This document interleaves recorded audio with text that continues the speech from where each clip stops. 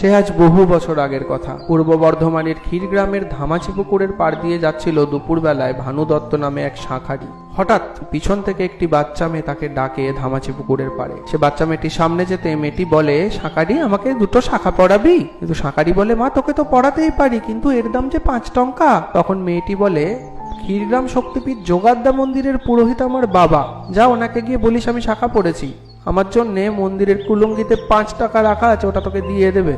শাঁখারি অতি যত্নে বাচ্চার হাতে শাঁখা পরিয়ে সেখান থেকে মন্দির গিয়ে পুরোহিতকে বলে সব কথা। পুরোহিত অবাক হয়ে বলে, আমার তো কোনো মেয়ে নেই, তুই কাকে শাঁখা পরিয়েছিস? দৌড়ে মন্দিরের কুলঙ্গি খুলে দেখে সেখানে 5 টঙ্কাই আছে। সাথে সাথে পুরোহিত 5 টঙ্কা দিয়ে ভানু দত্তকে নিয়ে আসে ধামাচি পুকুরের পাড়ে, কিন্তু সেখানে কেউ নেই।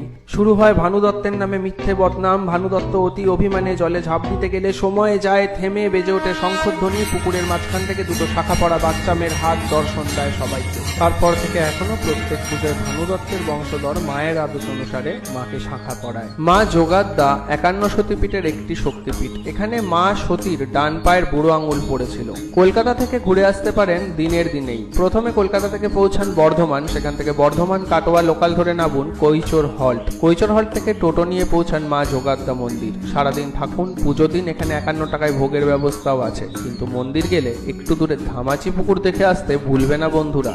ধন্যবাদ।